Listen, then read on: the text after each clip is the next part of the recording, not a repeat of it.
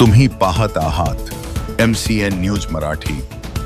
जळगाव जामोद शहरातील भाजपाचे निष्ठावंत कार्यकर्ते पंकज देशमुख यांचा 3 मे रोजी मृत्यू झाला होता, परंतु ही आत्महत्या नसून हत्या आहे याची CID मार्फत चौकशी करावी या मागणीकरिता 7 जून रोजी बुलढाणा जिल्ह्यातील जळगाव जामोद येथे सर्वपक्षीय बैठकीचे आयोजन करण्यात आले होते।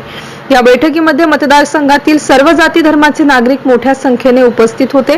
या बैठकीदरम्यान मयत पंकज देशमुख यांच्या पत्नीने पंकज यांची हत्या झाल्याच्या अनेक गोष्टी जनतेसमोर मांडल्या। आज 1 महिना झाला आणि सुरुवातीपासूनच त्यांचा तपास योग्य झालेला नाही।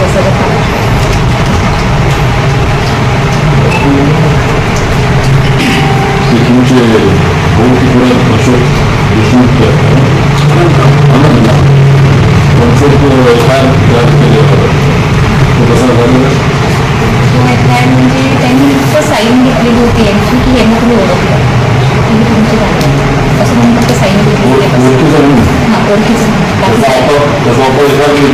हां त्याचा वापर सगळं याच्यावर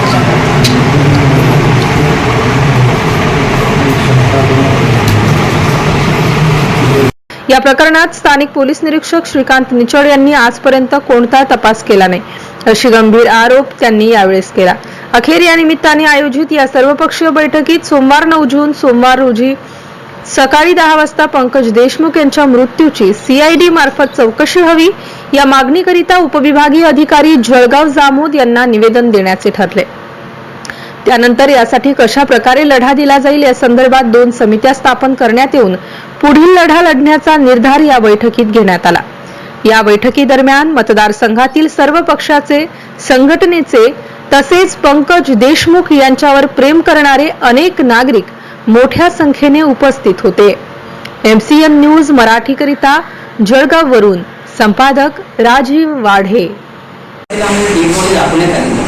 परंतु मग आम्ही पोलीस प्रशासनासोबत आमचं थोडंसं नवजोक झाली। त्यानंतर आम्हाला 12:30 वाजता वडी दाखवण्याचा रात्री 12:30 आम्ही 9:10च्या वेळेस आलेलो होतो आणि रात्री 12:30 वाजता मला वडी दाखवली आणि ज्यावेळेस आम्ही बॉडी बघितली तर त्यावेळेस बॉडीवर असंख्य आम्हाला जखमा दिसल्या।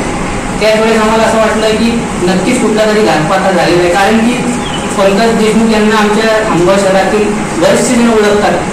त्याच वेळेस त्यांना जसं माहीत पडलं त्यांनी सुरुवातीला जी भावना जळगाव जामोद मतदारसंघातील सर्वांची होती तीच भावना खामगावच्या मतदारसंघातील असंख्य आमचे जे परिचित होते त्यांची पण होती। त्यामुळे त्या दिवशी 40 ते 50 जण आमच्या खामगाव शहरातील जे मित्रमंडळी ती पण आली, तर त्यांनी आग्रह धरला की पंकज देशमुख यांची आम्हाला वडी दाखवण्यात यावी। परंतु तिथे आम्हाला मोठ्या मुश्किलीनंतर आम्हाला 12:30 वाजता दाखवली। सचिन भाऊ ते आलेले होते, त्यानंतर आम्हाला 12:30 वाजता त्यांनी बॉडी दाखवली तर आम्हाला त्याच्यात असंख्य जखमा दिसल्यानंतर पोस्टमॉर्टम जे होतं दुसऱ्या दिवशी सकाळी 6 वाजता जळगाव मतदारसंघातच करणार होतो, परंतु कोणाच्या कारणास्तव अकोला इथे हलवण्यात आलं हे आम्हाला माहीत नाही।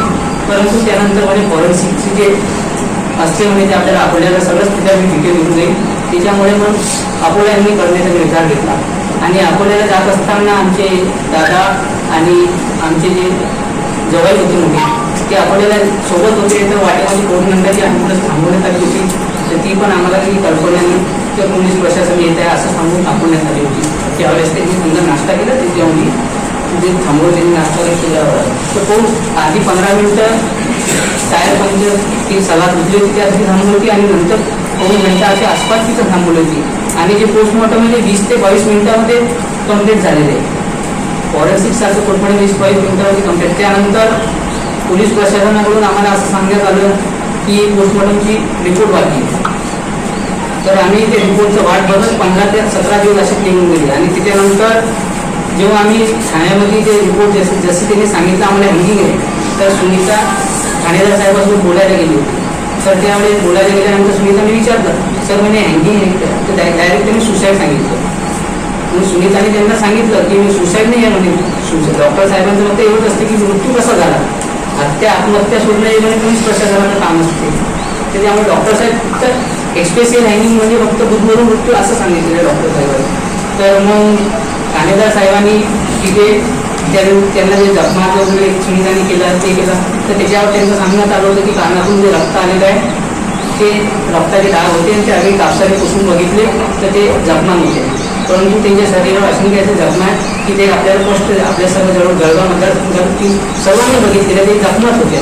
आणि त्यांची मान जर बघितली आपण मागच्या साईडला दिसते आणि रक्त पुढच्या साईडला कसं आहे हा पण एक प्रश्न पडतो. आणि दोन्ही कानावर कुठल्याच प्रकारचा रक्ताचा डाग नाही. आतमध्ये कुठंतरी काहीतरी 2 छेद असे आलेले आहेत, परंतु ते आतमध्ये सुकलेले. आणि डाव्या कानाचं रक्त उजव्या पायावर हे पण एक विचार करण्यासारखी गोष्ट आहे. सुरुवातीला डॉगस्पॉट गेले का आम्ही विचारलं तर हा म्हणाले. त्या दिवशी आम्ही आता त्या नियमाने डॉगस्पॉट जाणार आहे. त्याच्यानंतर मेडिकलमध्ये जर संबंधित हत्याच निघाली तर आपल्याला काही करायची गरजच नाही, पोलीस प्रशासनच करेल. असं वेळ काढूनपणा त्यांनी महिनाभर घालला. जेव्हा सुनीताच्या लक्षामध्ये आलं की हे कुठेतरी संशयास्पद आहे तर सुनीताने पण बुलढाणा आणि अमरावतीला साहेबांकडे कंप्लेंट होतो. आणि विशेष म्हणजे पोलीस प्रशासनाने CCTV फुटेज 3 तारखेची CCTV फुटेज 25 तारखेला होती. 3 तारखेची घटना आणि 25 तारखेला ज्यावेळेस आम्ही CCTV फुटेजची मागणी केली त्यावेळेस आमच्यासोबत येऊन CCTV फुटेज 25 तारखेला बघतो. यावरून दिसून येते की पोलीस प्रशासनाने जे काम केलेलं होतं ते काम थोडं संशयास्पद रीत्या होतं. म्हणून आम्ही हा तपास CIDकडे वर्ग करावा म्हणून सुनीताने मागणी केली होती. कारण की तिथं कुठल्याच प्रकारचं संयुक्त त्यांना मिळत होतं, म्हणून त्यांनी थेट मागणी CIDकडे केली. त्याच्या डाव्या हातावर तिथे आपल्या सर्वांना माहिती की एखाद्या भाजल्यासारखा चेपटा दिसतो. त्याच्यानंतर डाव्या हाताची जे 2 बोट आहे हे पण असे मुळलेले दिसत आहे. आणि जे पायाचं आहे तर पायाच्या तळपायाला जसं एखादा इलेक्ट्रिक शॉर्ट वगैरे पायाच्या खालून करंट निघत असतो तशा प्रकारचं भाजलेलं आहे पायाच्या तळपायाला. तर असे बरेच. आणि त्यांचे जे ओपन बॉडीचा फोटो आहे तो आतापर्यंत आम्हाला दिलेला आहे. आमच्या मावशीच्या मुलांनी किंवा ॲम्ब्युलन्समध्ये मोबाईलमधून फोटो घेण्याचा प्रयत्न केला तेव्हाही पोलीस प्रशासनाने त्याला बाजूला काढलं. त्याच्यानंतर जेव्हा आमचे चुलत भाऊ वगैरे आलेले होते ते पोलीस प्रशासनाला हे करायचा प्रयत्न करत होते त्यावेळेस त्यांचं मला नाही माहीत की काय डिसिजन झालं. जे जळगाव अगोदर फॉरेन्सिक गुन्हा होतं ते अचानक आपल्याला कसं काय झालं. त्यांना कदाचित तिथं अशी 500-700चा मॉब आहे, तिथं व्यवस्थित होणार नाही काहीतरी होईल म्हणून त्यांनी आपल्याला डिसिजन घेतलं होतं. आणि जेव्हा जेव्हा आम्ही मतामध्ये याचा प्रयत्न केला तेव्हा एवढं फक्त सांगण्यात आलेलं आहे की पंकज आमचा दुसरा कोणी नाही, आमचा जवळचा आहे. तुम्ही जेवढे जवळचे आम्ही तिथे जवळचे आहे, आपण सर्वजण करू. आम्ही त्यामुळे आम्हाला की अविश्वास दाखवणं चुकीचं होतं. कारण आम्ही बाहेर गावचे होते आणि जळगाव जाऊन मतदारसंघामध्ये पंकज देशमुख हे मागच्या 30 वर्षापासून 35 वर्षांनी जळगावमध्ये राहिलेले आहे. त्याच्यामुळे आम्ही पण थोडासा विश्वास दाखवण्याचा प्रयत्न केलेला होता. असं आहे की थोडे त्यांचे मागचे जे काही असेल ते आता पोलीस प्रशासनाचा भागात तपास करायचा भाग आहे. त्यांचे मागील मागे जेवढं पण झालेलं आहे त्यांचा तपास करायचा भाग. त्याच्यामुळे ते आपण त्याच्यामध्ये पडणार नाही. कारण की वाद कुणासोबत असतात आणि कुणासोबत नसतात ते पोलीस प्रशासनाने निर्णय घेतात.